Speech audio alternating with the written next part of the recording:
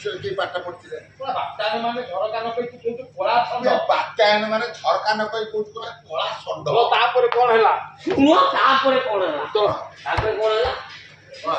ଏମିତି ଖୁସି ହେଇଗଲି। ଏମିତି ଖୁସି ମତେ କଳିଆ କରିଦେଲେ ଆଉ ଏମିତି ଖୁସି ମତେ ଠିଆ କରିଦେଲେ। ମତେ ଠିଆ କରିଦେଲେ। ମାନେ ଚେଷ୍ଟିତ ଲଗେଇ ଗୋଟେ ବାକ୍ୟ ଗଠନ କର। ବାକ୍ୟ ଗଠନ କର।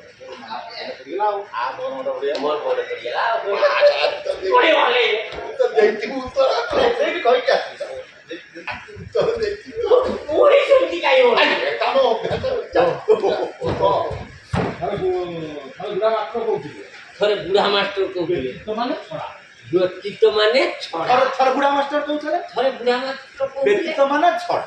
ବ୍ୟକ୍ତିତ୍ବ ମାନେ ଛଡ଼ା। ମୁଁ ତ କହୁଥିଲି ଆଉ କହିଦେଲି କହିଦେଲି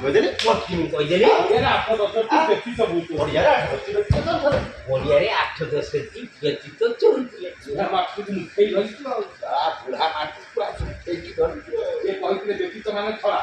ସେ କହିଥିଲେ ବ୍ୟକ୍ତିତ୍ବ ମାନେ ଛଡା।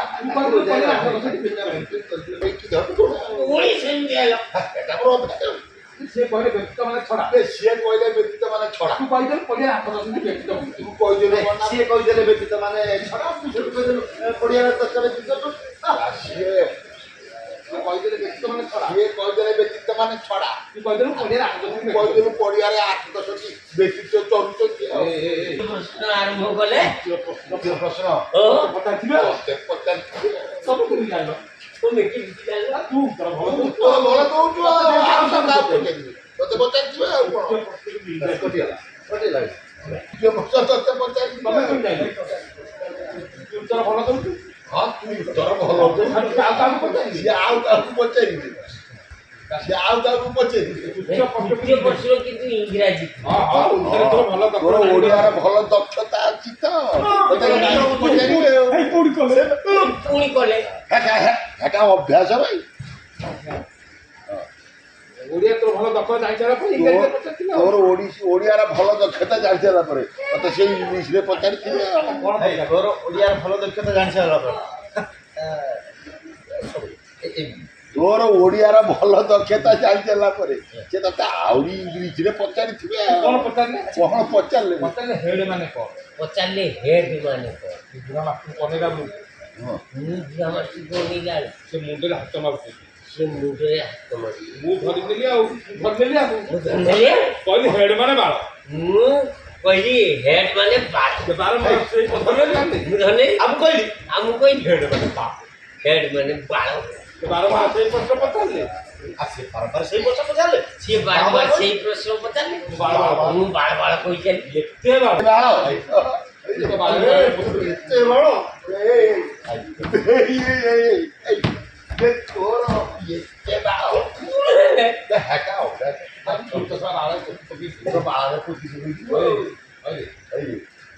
ଗୋବର ଗଣେଶ ଗୋପର ଗଣେଶ ସେ ବାରମ୍ବାର ତତେ ସେଇ ପ୍ରଶ୍ନ କାହିଁକି ପଚାରୁଛନ୍ତି? ସିଏ ବାରମ୍ବାର ତତେ କାହିଁକି ସେ ପ୍ରଶ୍ନ ପଚାରୁଛନ୍ତି?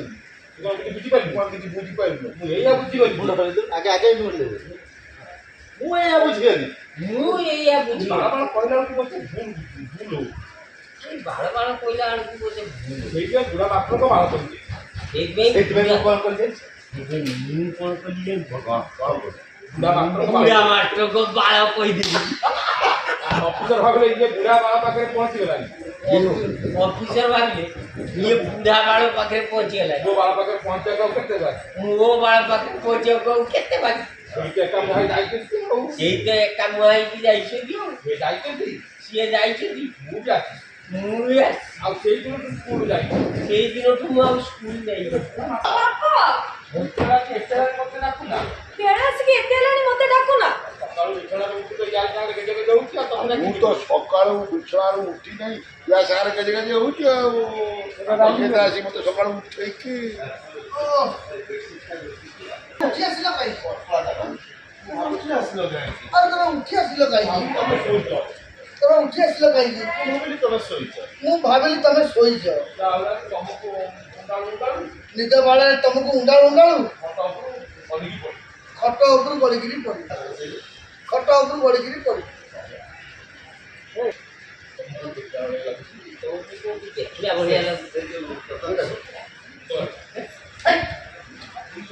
ଠିକ୍ ସମୟରେ କ'ଣ ମନେ ପଡ଼ୁନି? ଆଚ୍ଛା ତୁମେ କ'ଣ ରାତି ସାରା ଭିତରେ ଅଛ? ହଁ ରାତି ସାରା ଥିଲି ଏଇ ଖଟକୁ ଡାଇରେକ୍ଟ ତମ କତିକି ଆସିଲି। ଭଗବାନ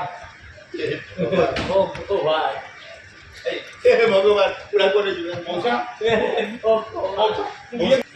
ଇଏ କ'ଣ ଶୁଣୁଛୁ ତ ମତେ କ'ଣ ପଚାରୁଛୁ? ଶୁଣୁଛୁ ତ ମତେ କ'ଣ ପଚାରୁଛୁ? ବୁଝିଲୁ ନା? ବୁଝିଲ ନା? ଆପଣଙ୍କୁ ରହିବାକୁ ଇଚ୍ଛା ନଥିଲା। କେଳୁ ବାବୁଙ୍କର ରହିବାକୁ ଆଦ ଇଚ୍ଛା ମୁଁ ନାହିଁ। ତାଙ୍କୁ ବାଧ୍ୟ କରି ଅଟକେଇଲି। ମୁଁ ତାକୁ ବାଧ୍ୟ କରିକି ଅଟକେଇଲି। ପିଟି ଦେବି ଯାଉ। ମୁଣ୍ଡ ପିଟି ଦେଲି ଯାଉ।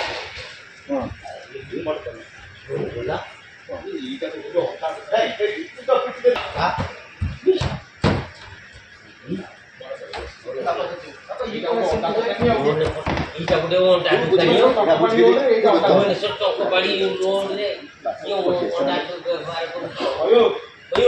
ତମକୁ ଅଣ୍ଡା ଦୋକାନ ତମ ଅଣ୍ଡା ଦୋକାନ ଏମିତି କଣ ମତେ କହୁଛ ନା? ତମ ଅଣ୍ଡା ଦୋକାନ ଏମିତି ବାସିଲା ତାକୁ ବାଧ୍ୟ କରି ଅଟକେଇଲ। ଅଣ୍ଡା ଦୋକାନୀ ଏମିତି ବାସିଲା ତାକୁ ବାଧ୍ୟ କରିକି ଅଟକେଇଲ। ଚୁପ୍ କର। ଦୋକାନ ଏମିତି ବାସିଲା ଅଣ୍ଡା ବେପାରୀ ଏମିତି ବାସିଲା ତାକୁ ବାଧ୍ୟ କରି ଅଟକେଇଲ। ତାକୁ ବାଧ୍ୟ କରିକି ଅଟକେଇଲ। ଚୁପ୍ କର। ବିଶିଷ୍ଟ ହୋଟେଲ ବ୍ୟବସାୟୀ କେଳୁଚରଣ ବାବୁ ତମେ କହୁଛ ଅଣ୍ଡା ଦୋକାନୀ। କେଳୁଚରଣ ବାବୁକୁ ତମେ କହୁଛ ଅଣ୍ଡା ଦୋକାନୀ। କଲିକତାରେ ହୋଟେଲ, କଲିକତାରେ ହୋଟେଲ, ପୁରୀରେ ହୋଟେଲ, ପୁରୀରେ ହୋଟେଲ, ଗୋଆ ସି ବିଚରେ ହୋଟେଲ, ଗୋଆ ସି ବିଚରେ ହୋଟେଲ। ଭାରତରେ ତାଙ୍କର ସାରା ଭାରତରେ ତାଙ୍କର କେତେ ହୋଟେଲ ଅଛି? ଗଣିଲେ ଗଣି ପାରିବନି। ଗଣି ପାରିବନି। କହିଲେ କଣ ଅଣ୍ଡା ବେପାରୀ। ହଁ ଏବେ ମୋର ଅଷ୍ଟ୍ରେଲିଆ ଆଉ ଲଣ୍ଡନରେ ହୋଟେଲ କାମ ଚାଲେ। ଆମେରିକା ଆଉ ଆମେରିକାରେ ବି ଚାଲେ।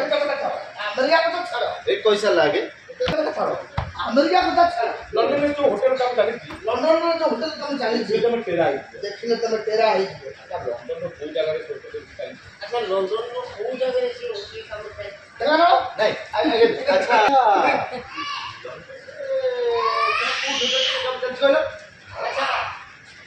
ଲଣ୍ଡନର କୋଉ ଜାଗାରେ ତମର ହୋଟେଲ କାମ ଚାଲିଛି? ଏବେ କଣ 36 ନମ୍ବର ଡହରା। ଏଇ ଜାଗାରେ ଲଣ୍ଡନର କୋଉଠି ହୋଟେଲ କାମ ଚାଲିଛି? ଏବେ କଣ ନିଜ ସମାଳ। ଆସେ ଏଇଟା 36 ନମ୍ବର ଡହରା। ଏଇଟା 36 ନମ୍ବର ଡହରା ଆଉ ଓଡ଼ିଶାରେ ଢେଙ୍କାନାଳ ତ ଓଡ଼ିଶାରେ। ଦାଦା କହୁଛି ମଉସା ଯା ତାକୁ ଯା ମଉସା ଏଇଟା ଗୋଟାଏ ଠକ। ଏଇଟା ଗୋଟେ ଠକ। ୟା କଥାରେ ପଡ ନା। ୟା କଥାରେ ପଡ ନା। ଏମିତି ଗୋଟେ ଚାକୁଡ଼ା ଏଇଠି ଗୋଟେ ଆଳୁଅ ମାଟି କାମ ଆଲୁ ମାଟି ସେ ପଳେଇ କେଳୁ ଆମର ତାଙ୍କ ପାଖରେ ଏ ଆମେ ବାପ ଝିଅ କେଳୁ ଜାଗାରେ 4 ଦିନ ବାହାର ସବୁ ଲଣ୍ଡନ ନା ହଁ ଇଏ ଲଣ୍ଡନ ଆମେ ରହିଲୁ ଭିତର ବାହାର ପୁରା ଚକାଚକ ବହୁତ ଠକ ଡହରା। ଠକ ଆଉ ଥରେ କହ। ଆଉ ଥରେ କହନି। ଆଉ ଥରେ କହନ୍ତି ଗୋଟାଏ ଥୋଇଲେ ତ ମୋଟା ବାହାଘର ଦେଖିବ। ଗୋଟାଏ ଛୋଟିଏ ତ ବୋପା ବାହାର କିଏ ଗାଡ଼ିଲୋ ମା। କେତେ ଗାଡ଼ିଲୋ ମା। ଗୋଟେ ଗାଡ଼ିରେ ବସିବୁ। ଗୋଟେ ସକାଳେ ଯଦି ଗୋଟେ ଗାଡ଼ିରେ ବସିବୁ, ସନ୍ଧ୍ୟାବେଳକୁ ଆଉ ଗୋଟେ ସନ୍ଧ୍ୟା ବେଳକୁ ଆଉ ଗୋଟେ ଗାଡ଼ି ଆସିବ। କଣ ବୁଲିଛୁ ନା? କଣ ବୁଲିଛୁ ନା ବାପା?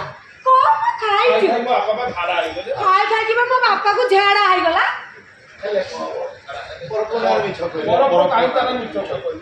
ଝାଡ଼ା ହେଲା ପରେ ଆଣା ହେଲା ପରେ ବହୁତ ସେବା ମିଳୁଛି ବହୁତ ବଢିଛି କଣ ପଡିଛି? ହଁ ଗଳି ପାତଠୁ ଆରମ୍ଭ କରିକି ଜଙ୍ଗ ଜଙ୍ଗ ଜଙ୍ଗ ନା କୁଟି ଜଙ୍ଗ ଜଙ୍ଗ ଉପରକୁ ମାରେ ବୋଲି ଆସୁଛୁ ମନା କର। ସେଇଠି ତଳକୁ ଚାଦର ମାରେ